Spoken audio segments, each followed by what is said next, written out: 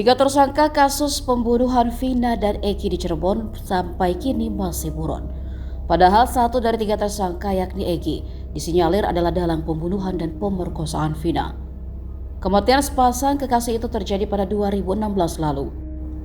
Sudah 8 tahun ketiga tersangka berkeliaran dan bebas. Sementara 8 terdakwa lainnya saat ini sudah divonis. Netizen bertanya-tanya alasan aparat polisi sampai sekarang belum berhasil menangkap pelaku lainnya.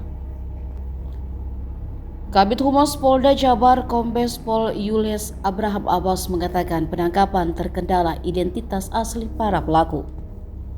Sejak 2016, kata dia, saksi yang diperiksa polisi tidak mengetahui identitas asli tiga buron ini. Termasuk 8 orang rekan pelaku yang telah ditangkap dan divonis penjara.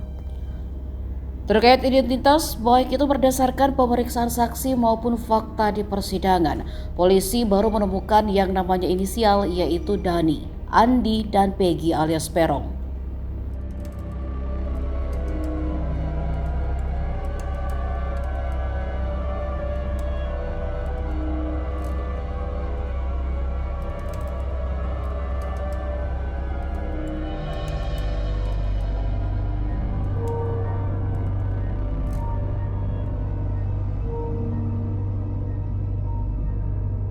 Download Tribun X sekarang, menghadirkan lokal menjadi Indonesia.